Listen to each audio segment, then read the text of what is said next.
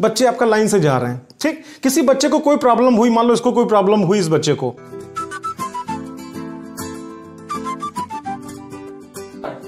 Electricity series के इस video में आज हम डिस्कस करेंगे प्रतिरोधों का संयोजन या कॉम्बिनेशन ऑफ रेजिस्टेंसेज। मान लो हमारे पास दो या दो से अधिक रेजिस्टेंस है, प्रतिरोध है, हम उनको आपस में कितने प्रकार से जोड़ सकते हैं। आप पूछोगे जोड़ने की आवश्यकता क्या? बहुत सिंपल सा एग्जांपल आपको दें। मान लो कोई सर्किट है और उसमें 5 ओम का रेजिस्टेंस लगना है, हमारे पास नहीं है। हमारे पास केवल 3 ओम का और 2 ओम का 2 रेजिस्टेंस है, 5 ओम का है ही नहीं, और सर्किट में लगना है 5 ओम का। तो अगर हम चाहें तो 3 ओम और 2 ओम को आपस में सीरीज में जोड़ के, श्रेणी क्रम में जोड़ के और वहां सर्किट में जोड़ दें, वो 5 ओम के बराबर कार्य करेगा। तो इसी प्रकार से आप देखने जा रहे हो, मतलब हम प्रतिरोधों को कितने प्रकार से आपस में जोड़ सकते हैं, समायोजित कर सकते हैं, ठीक। मुख्यतः प्रतिरोधों को हम 2 प्रकार से जोड़ सकते हैं, श्रेणी क्रम और समांतर क्रम, या जिसको आप बोलते हो सीरीज ग्रुप और दूसरा पैरेलल ग्रुप, ठीक। श्रेणी क्रम में कैसे क्या होगा, ध्यान से समझना पहले इसमें। मान लो श्रेणी क्रम में 2-3 प्रतिरोध हमारे पास हैं, वो आपस में श्रेणी क्रम में जोड़ने हैं। बहुत आसान, पहले प्रतिरोध का दूसरा सिरा दूसरे प्रतिरोध के पहले सिरे से, फिर दूसरे प्रतिरोध का दूसरा सिरा तीसरे प्रतिरोध के पहले सिरे से, इस प्रकार से हम जोड़ लेंगे यहाँ पे, ठीक। जितने भी हैं सब जोड़ते चले जाएंगे। उसके बाद फिर पहले प्रतिरोध का पहला सिरा और अंतिम प्रतिरोध का दूसरा सिरा, इसको हम क्या करेंगे, सेल या बैटरी से जोड़ देंगे।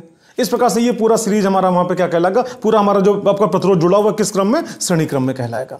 और अगर समांतर क्रम में जोड़ना है तो जितने भी रेजिस्टेंस हैं, जितने भी प्रतिरोध हैं, सभी का पहला सिरा किसी एक बिंदु से जोड़ दें और सभी का दूसरा सिरा किसी अन्य बिंदु से जोड़ दें, और उसका उन दोनों बिंदुओं से तार निकालकर हम किसी सेल या बैटरी से उसको कनेक्ट कर दें, और ये क्रम हमारा क्या कहलाएगा, समांतर क्रम, ठीक। एक बात आप यहाँ पे गौर करना, आप यहाँ पे श्रेणी क्रम में हमेशा जितने भी रेजिस्टेंस लगेंगे सभी में बहने वाली धारा क्या होगी, एक समान होगी।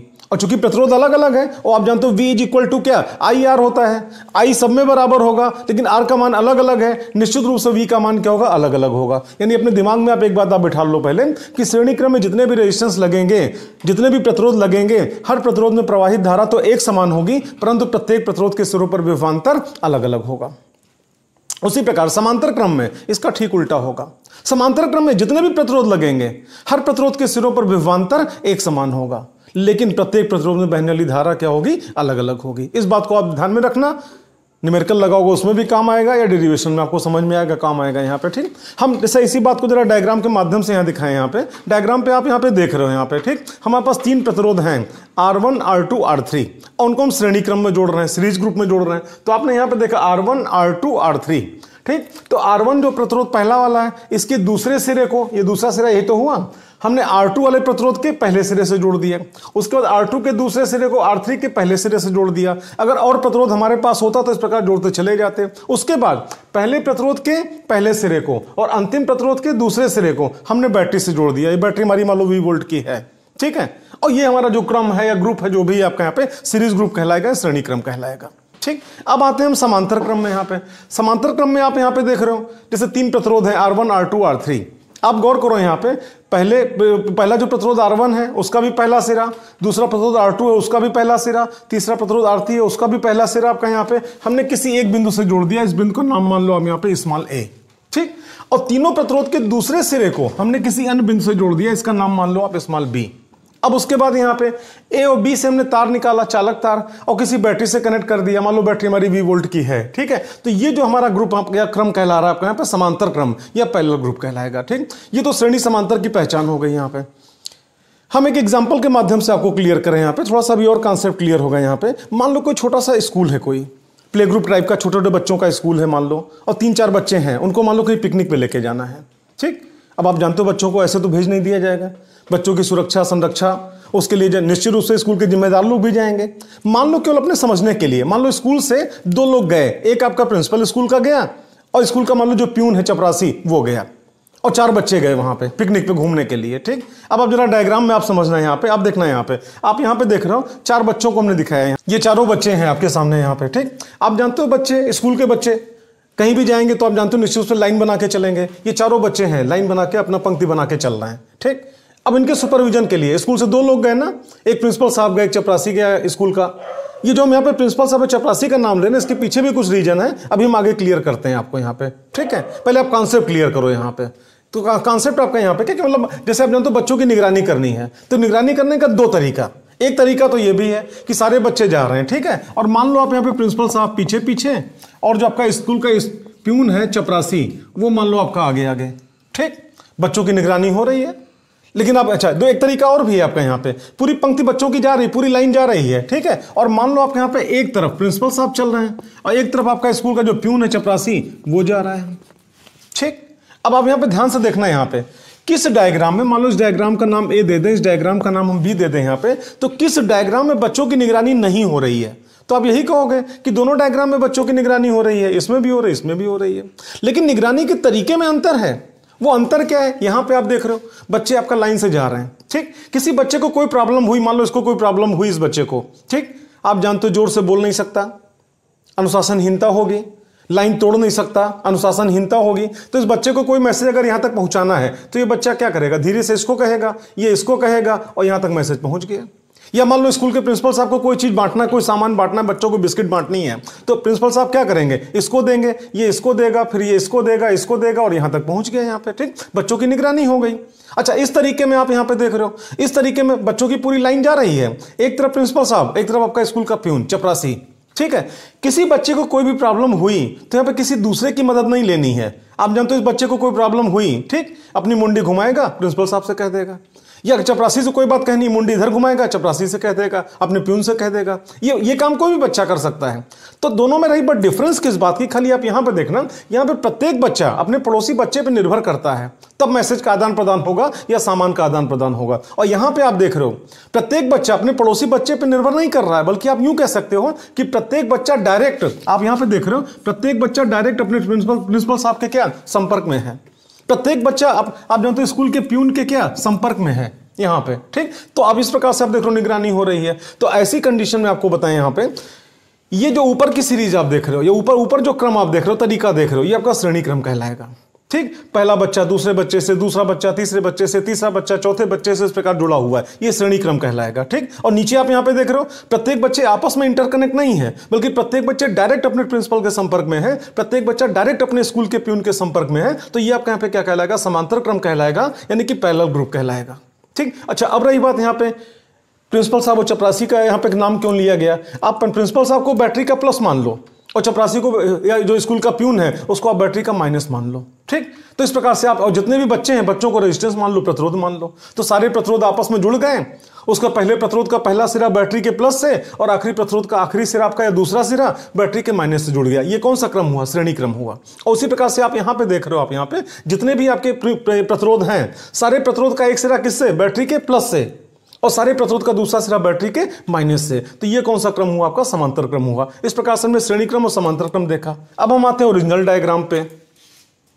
आप यहां पे देख रहे हो तीन प्रतिरोध हैं, R1, R2, R3, और आपस में श्रेणी क्रम में जुड़े हैं। यहां से तार निकला, यहां से तार निकला, एक बैटरी से जुड़ा हुआ है। बैटरी कितने वोल्ट की? V वोल्ट की, ठीक। यहां से मान लो I करंट आपकी निकली, यहां पे ये I करंट आपकी निकल के यहां पहुंची, ठीक है। और I करंट निकल के फिर यहां पे आई, फिर इसको पार करके I करंट यहां पे आई, फिर इसको पार करके I करंट यहां पे आई, और उसको फिर I करंट आपका वापस आई, बैटरी के अंदर चली गई। जितनी करंट निकली उतनी करंट आपकी वापस गई। यानी जितने भी प्रतिरोध हैं, तीनों प्रतिरोध में आप देख रहे हो धारा यहां पे क्या एक समान है। और अभी हमने इसके पहले आपको बोला था यहां पे कि श्रेणी क्रम में धारा एक समान होती है, और क्योंकि प्रतिरोध अलग अलग होता है इसलिए निश्चित रूप से श्रेणी क्रम में विभवांतर क्या होगा? अलग अलग होगा। तो ऐसी कंडीशन में आप जानते हो पहले प्रतिरोध के सिरों पर अगर आपसे पूछे विभवांतर, तो V1 that is equal to I into R1, ये सामने लिखा हुआ है, ठीक है। दूसरे प्रतिरोध के सिरों पर विभवांतर, तो इसको आप किससे लिखोगे? V2 से, और V2 that is equal to I into R2। फिर तीसरे प्रतिरोध के सिरों पर विभवांतर, इसको आप किससे लिखोगे? I इंटू R3, और सिंबल क्या दोगे? V3। तो इस प्रकार से आप देख रहे हो V1 that is equal to I into R1, V2 that is equal to I into R2, V3 that is equal to I into R3। अब हमको यहाँ पे कुल विभवांतर चाहिए, कंप्लीट टोटल विभवांतर यहाँ पे। तो हम तीनों को आपस में क्या करें? जोड़ दें यहाँ पे। तो आप यहाँ पे देख रहे हो, आप यहाँ पे देख रहे हो V that is equal to V1 plus V2 plus V3। हमने वैल्यू पुट किया, V के नीचे V, इक्वल के नीचे इक्वल। V1 की वैल्यू कितनी है? IR1 प्लस V2 की वैल्यू कितनी? IR2। V3 की वैल्यू कितनी? IR3। यहां भी आई, यहां भी आई, यहां भी आई। I हमने कॉमन ले लिया यहां पे। तो आप यहां ब्रैकेट में आप देख रहे हो R1 plus R2 plus R3। I को इधर नीचे भेज दिया, तो आप जानते हो V upon I that is equal to R1 plus R2 plus R3, ठीक। आप जानते हो V that is equal to IR, ठीक। तो V upon I that is equal to R, यानी कि आप जानते हो V अपान आई का मान किसके, R के बराबर होगा। तो ऐसी कंडीशन में V अपान आई को रिमूव करके इसकी जगह पे हमने क्या R लिखा है यहाँ पे, और आप यहाँ पे देख रहे हो R that is equal to R1 plus R2 plus R3। ये क्या निकला, श्रेणी क्रम में तुल्य प्रतिरोध। यानी कि आप यूं कह सकते हो श्रेणी क्रम में तुल्य प्रतिरोध सदैव परिपथ में लगे अलग अलग प्रतिरोधों के योगफल के बराबर होता है। ठीक, अब हम आते हैं समांतर क्रम में, पैरेलल सीरीज में, पैरेलल ग्रुप में आते हैं यहाँ पे। ठीक, आप यहाँ पे देख रहे हो तीन प्रतिरोध हमारे पास हैं R1 R2 R3। तीनों का पहला सिरा बिंदु A से जुड़ा है और तीनों का दूसरा सिरा बिंदु B से जुड़ा है। ठीक, और बिंदु A से एक तार निकला, बिंदु B से तार निकला और बैटरी से जुड़ी हुई है। बैटरी कितने वोल्ट की, 20 वोल्ट की। अभी इसके पहले आपने देखा, अगर हम आपसे पूछें कि बताओ बेटा यहाँ पे विभवांतर कितना होगा, तो आप क्या बोलोगे, V। यहाँ पे कितना होगा, V। यहाँ पे कितना होगा, V। उसी प्रकार यहाँ पे कितना V, यहाँ पे कितना V और यहाँ पे कितना V। आप देख रहे हो यहाँ पे समांतर क्रम में विभवांतर क्या बराबर है। और अभी हमने पहले इस वीडियो के शुरुआत में ही हमने आपको बताया था कि समांतर क्रम में आपको याद रखना पड़ेगा कि समांतर क्रम में जितने भी प्रतिरोध जुड़ेंगे हर प्रतिरोध के सिरों पर विभवांतर एक समान होगा, जबकि उनमें बहने वाली विद्युत धारा अलग अलग होती है। आप यहाँ पे देख रहे हो, यहाँ से I करंट निकली। अब जब I करंट यहाँ पहुंची तो आगे उसके पास क्या तीन रास्ते हैं। ठीक, I1 करंट आपका उधर चली गई, I2 करंट आपका इधर गया, I3 करंट आपका इधर आ गया। ठीक, अभी I1 करंट आपका R1 को पार करके यहां पहुंचा, I2 करंट आपका R2 को पार करके यहां पहुंचा, I3 करंट R3 को पार करके और यहां पहुंचा। ठीक, अब आप देख रहे हो जंक्शन पॉइंट यहां पे तीनों, आप जानते हो यहां पे जंक्शन पॉइंट पे अगर आप चाहो किरचॉफ का लॉ भी लगा सकते हो। अब हमने अपने पहले की वीडियो में किरचॉफ लॉ को काफी डिटेल में समझाया है। ठीक, आप यहां पे देख रहे हो, अगर किरचॉफ लॉ लगा के हम आपसे बात करें, आप देख रहे हो जंक्शन पॉइंट पे कितने, 4 तार हैं, जिनमें से 3 तार से धारा जंक्शन की ओर आ रही है, तो चौथे तार से धारा जंक्शन से दूर जाएगी। कितनी जाएगी, जितनी की कुल आएगी। कुल कितनी आ रही है, I1 plus I2 plus I3, तो कुल कितनी जाएगी, I1 plus I2 plus I3, और जिसको हमने एक सिंबल दे रखा है I। ठीक, आप यहां पे देख रहे हो I करंट, और यही I आपका वापस आ गई बैटरी के अंदर। ठीक, अब अगर हम आपसे कहें कि बताओ पहले जो आपको पहला प्रतिरोध है R1, उसमें कितनी करंट है, तो आप क्या बोलोगे, V इक्वल टू I यार, I बराबर क्या V बटे R। तो पहले प्रतिरोध में कितनी धारा आप बोलोगे, I1 that is equal to V upon R1। ठीक, उसी प्रकार दूसरे प्रतिरोध में कितनी धारा, तो आप बोलोगे I2 that is equal to V upon R2। उसी प्रकार पूछें आपका कि अगर तीसरे प्रतिरोध R3 में कितनी धारा, तो आप क्या बोलोगे, I3 that is equal to V upon R3। ठीक, ये आपने देखा I1 I2 I3 के अलग अलग मान लिखे हुए हैं, और आप ये भी जानते हो I1 I2 I3 तीनों को टोटल करो तो that is equal to I। तो ऐसी कंडीशन में आप यहां पे नीचे देखना, I that is equal to I1 plus I2 plus I3, हमने वैल्यू पुटअप करी यहाँ पे। तो I के नीचे I, इक्वल के नीचे इक्वल, I1 की जगह पे V अपान R1 और प्लस आपका यहाँ पे I2 की जगह पे V अपान R2, फिर प्लस यहाँ पे, और I3 की जगह पे आपका यहाँ पे क्या, V अपान R3। ठीक, अब आप देख रहे हो V यहाँ भी, V यहाँ भी, V यहाँ भी, V हमने कॉमन ले लिया। तो V जब कॉमन ले लेंगे तो आप जानते हो I के नीचे I, इक्वल के नीचे इक्वल, V कॉमन हो गया, तो यहाँ ब्रैकेट में क्या बचा फिर आपका 1 upon R1 plus 1 upon R2 plus 1 upon R3। ठीक, अब हम V को इधर ट्रांसफर करेंगे, तो आप यहां पे देख रहे हो I अपान V हो गया, I upon V that is equal to 1 upon R1 plus 1 upon R2 plus 1 upon R3। और आप सभी लोग जानते हो V is equal to IR। तो जरा पक्षांतर करके आप बताओ I अपान V की वैल्यू कितनी आएगी, I upon V that is equal to 1 upon R। ठीक, तो ऐसी कंडीशन में I अपान V की जगह पे हम 1 अपान R रखेंगे यहाँ पे। तो फिर आप यहां पे देख रहे हो 1 अपान, ध्यान रखना जहां पे R क्या चीज है, पूरे परिपथ का तुल्य प्रतिरोध। यानी कि आप यूं कह सकते हो जो काम R1 R2 R3 आपस में समांतर क्रम में जुड़कर कर रहे हैं, वही काम कैपिटल R ओम का प्रतिरोध अकेले ही करके दिखा देगा। ठीक, आप जानते हो यहां पे R क्या, तुल्य प्रतिरोध है।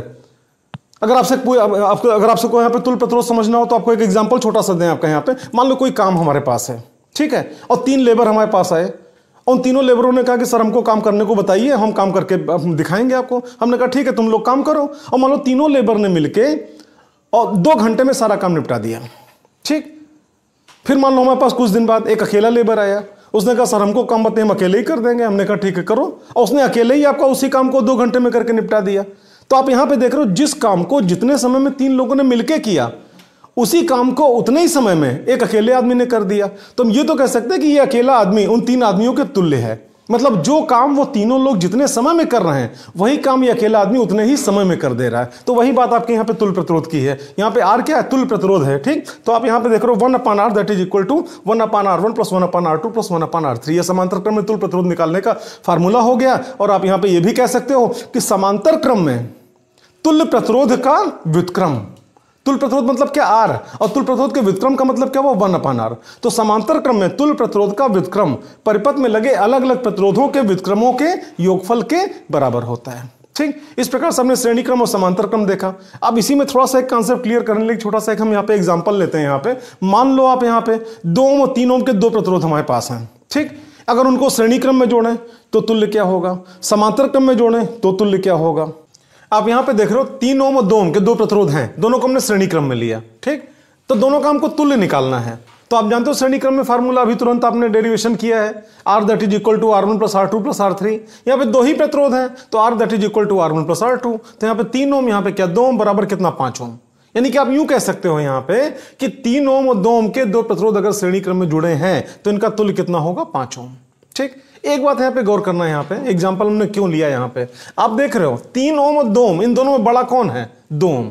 लेकिन जो आंसर आपका निकल के आए, यहाँ पे एक बात आप देखना, यहाँ पे 3 ओम और 2 ओम में बड़ा कौन है, 3 ओम। ठीक है, लेकिन आप जानते हैं इसका जो आपका मतलब तुल्य प्रतिरोध निकल के आया कितना, 5 ओम। यानी कि आप यूं कह सकते हो कि श्रेणी क्रम में जो तुल्य प्रतिरोध आएगा, परिपथ में जितने भी प्रतिरोध लगे होंगे उनमें जो सबसे बड़ा वाला प्रतिरोध होगा उससे भी बड़ा आएगा। ठीक, अब हम आते हैं समांतर क्रम पे। आप देख रहे हो 3 ओम और 2 ओम के दो प्रतिरोध हैं, आपस में समांतर क्रम में लगे हुए हैं। ठीक, आप जानते हो फार्मूला, अभी डेरिवेशन तुरंत आपने किया है, 1/r that is equal to 1/r1 plus 1/r2। 1/r1 इसकी जगह पे क्या 3 प्लस 1/r2 यहाँ पे क्या 2। ठीक, आप जानते हो 3 और 2 इन दोनों का एलसीएम कितना हो गया, 6। ठीक है, हल करो कितना आएगा, 1/r that is equal to आपका 5/6। तो r that is equal to 6/5, या 6/5 को अगर पॉइंट में आप कन्वर्ट करोगे तो r that is equal to 1.2 ohm. अब आप यहाँ पे गौर करना, कितने 3 ओम और 2 ओम के आपस में किस क्रम में लगे हैं, समांतर क्रम में। अच्छा, इन दोनों में छोटा कौन है, 2 ओम। लेकिन जो तुल्य निकल के आया कितना आया, 1.2 ओम आया। यानी कि आप यूं कह सकते हो कि जो आपका 1.2 ओम है वो 3 और 2 में जो छोटा है, मतलब 2 ओम, उससे भी छोटा है। तो अपने दिमाग में एक धारणा बिठाना है यहाँ पे कि अगर समांतर क्रम में अगर हम तुल्य प्रतिरोध निकालेंगे तो जो तुल्य प्रतिरोध निकल के आएगा वो परिपथ में जितने भी प्रतिरोध लगे हैं उनमें जो सबसे छोटा वाला प्रतिरोध होगा उससे भी छोटा होगा। ठीक, इस प्रकार से हमने श्रेणी क्रम और समांतर क्रम की आपने पढ़ाई करी, डेरिवेशन किया, एग्जाम्पल आपने देखा। इस वीडियो में अगर आपको अच्छा लगा होगा तो आप लाइक जरूर करना। क्या अच्छा लगा ये भी कमेंट में लिख देना। कुछ कमी दिखी होगी तो आप डिसलाइक कर देना। किन कारणों से आप डिसलाइक कर रहे हो उसको भी कमेंट में आप लिख देना, जिससे कि आगे की वीडियो में उसको सुधारा जा सके यहाँ पे। ठीक है, और पर डे हमारे चैनल पे लगातार एक दो वीडियो पर डे पड़ रही है। आगे की पढ़ाई करने के लिए हमारे चैनल को आप सब्सक्राइब करें।